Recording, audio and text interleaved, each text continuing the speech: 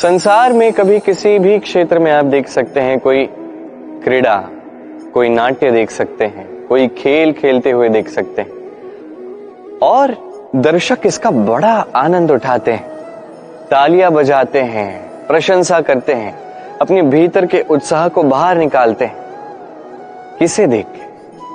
उन खिलाड़ियों को देख के जो खेल खेल रहे हैं, है ना। किंतु कई बार ये खिलाड़ी ही उस खेल का इतना आनंद उठा नहीं पाते, क्योंकि ये दब जाते हैं उनकी चाह के नीचे। जीतने की चाह, प्रथम क्रमांक पर आने की चाह, प्रतिस्पर्धा में सबसे आगे रहने की चाह उन्हें आनंद उठाने ही नहीं देती। इसलिए तो कभी कभी इन खिलाड़ियों से कहीं अधिक आनंद एक साधारण दर्शक उठा पाता है, जबकि खेल तो खिलाड़ी ही रहे।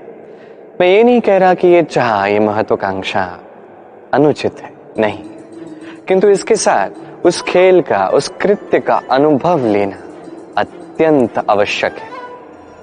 उसका आनंद उठाइए, वो उत्साह जो आप अनुभव करते हैं उसे जी, ये आवश्यक है। देखिए, सत्य कहूं तो ये आपका अधिकार भी है। आप कर्म कर रहे हैं तो उसका फल भी तो आपको मिलना चाहिए। अब मिल रहा है तो आपको उसे अनुभव भी तो करना चाहिए। यही कीजिए, जीवन में सफलता और असफलता ये आते जाते रहेंगे। जब सफलता आएगी तो आनंद मनाइए, जब असफलता आएगी तो शिक्षा प्राप्त कीजिए, सफलता आपके पास पुनः लौट कर आएगी। सफलता और असफलता, मनुष्य का जीवन इन्हीं दो पहियों पे चलता रहता है, इसी के आसपास मंडराते रहता है। अब ये सफलता और असफलता अत्यंत लाभदायक भी हो सकते हैं, हानिकारक भी सिद्ध हो सकते हैं, निर्भर करता है मनुष्य पर। बात की जाए सफलता की, तो जैसे ही सफलता आती है वो मनुष्य के मस्तिष्क चढ़ जाती, वो अपने मार्ग से भटक जाता है, लक्ष्य से भटक जाता है, अनुचित कार्यों में उलझ जाता है, विनाश की ओर अग्रसर हो जाता है। किंतु यही सफलता यदि वो मस्तिष्क से निकाल के हृदय में बसा ले तो उस सफलता को अनुभव भी कर पाएगा, अपने कर्तव्य भी अनुभव कर पाएगा, सोचेगा कि कैसे इस सफलता से समाज का, चार लोगों का और भला कर सकूं, और वही सफलता उसके लिए वरदान बन जाएगी। यही बात की जाए असफलता की, तो जैसी असफलता आती है तो मनुष्य उसे हृदय में बसा लेता है, दुखी हो जाता है, हारा हुआ अनुभव करता है, जीवन में आगे बढ़ने का साहस जुटा ही नहीं पाता। उसे क्या करना चाहिए? उसे हृदय से निकाल के मस्तिष्क के दृष्टिकोण से देखना चाहिए कि ऐसा मैंने क्या किया जिससे मुझे असफलता प्राप्त हुई। स्वयं को सुधारना चाहिए, तब यही असफलता उस मनुष्य के लिए वरदान सिद्ध होगी और अगली बार सफलता उसके पास अवश्य आएगी। तो स्मरण रखिए, सफलता और असफलता आपके लिए लाभदायक भी हो सकते हैं, घातक भी हो सकते हैं, विध्वंसकारी भी हो सकते हैं। निर्भर आप पे करता है कि आप क्या मस्तिष्क से देखना चाहते हैं, क्या हृदय में बसाना चाहते हैं। अंत में निर्णय आपका है। आज मैं आपको एक कथा सुनाऊंगा। एक सीधी खड़ी चट्टान थी जिस पे चढ़ना लगभग असंभव था। अब एक दिन कुछ मेंढक आए और उनमें दौड़ लगी। धीरे धीरे करके सारी मेंढक कूद कूद के ऊपर चढ़ने का प्रयास कर रहे थे। नीचे कुछ पशु खड़े थे जो देख के कह रहे थे कि ये तो असंभव है, ये मेंढक इस पे चढ़ नहीं पाएंगे, ये सब गिर जाएंगे। और धीरे धीरे करके एक एक मेंढक नीचे गिरने लगा। अंत में एक ही मेंढक था जो शिखर तक पहुंच गया। जानते हैं वो क्यों जीता? क्योंकि वो मेंढक बहरा था। उसने किसी की बातें सुनी ही नहीं, उसने ठान लिया शिखर पे पहुंचना है और वो पहुंच गया।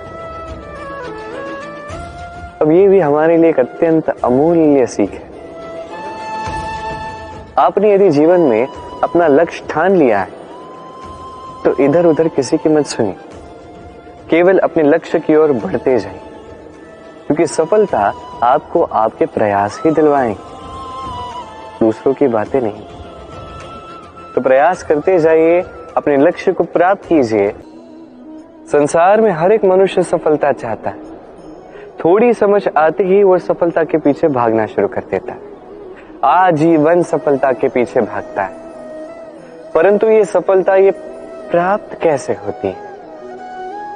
व्यवहार से, छल से, बल से, धन से? दुर्भाग्यवश सफलता ऐसे प्राप्त नहीं होती। सफलता तब प्राप्त होती है जब आप असफलता से सीखना प्रारंभ करते हैं। असफलता से शिक्षा प्राप्त करना अत्यंत आवश्यक है। की हुई भूलों से सीखना अत्यंत आवश्यक है। यदि आप असफलता से भयभीत रहते हैं, उससे दूर भागते हैं, तो जीवन में कभी आगे नहीं बढ़ पाएंगे। असफलता आती ही है आपको ये समझाने के लिए कि सफलता कैसे प्राप्त की जाए। तो असफलता का स्वागत कीजिए, उससे सीखिए, निश्चित रूप से सफलता आपके कदमों में होगी। इस संसार के लोग हमें केवल दुख ही पहुंचाते हैं। कितनी बार ऐसा लगता है कि हम सबकी सहायता के लिए पहुंच जाते हैं और सब हम ही को दोष देते हैं। कितनी बार ऐसा लगता है कि हम केवल सत्कर्म करते हैं, सबकी भलाई ही चाहते हैं, किंतु सब हमारे ही विषय में अनुचित बातें करते हैं। दुख होता है, किंतु हमें कभी ये देखना चाहिए, लोग जो है वो आम के वृक्ष पर पत्थर फेंकते हैं, बबूल के वृक्ष पर क्यों नहीं फेंकते? क्योंकि आम के वृक्ष पर मिलते हैं मीठे स्वादिष्ट फल, वही बबूल का वृक्ष हमें क्या देता है? केवल काट।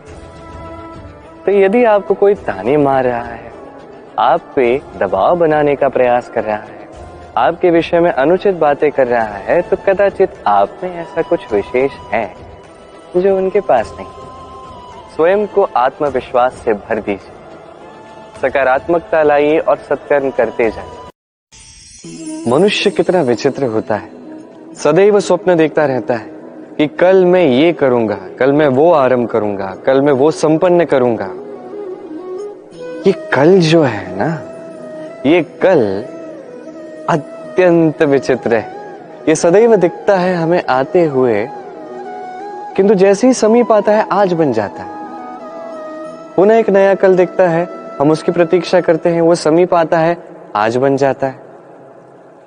ये कल सदैव झूठी सांत्वना देता है कि वो आ रहा है, किंतु वो कभी नहीं आता। जो आपके हाथ में है वो है आज, वर्तमान।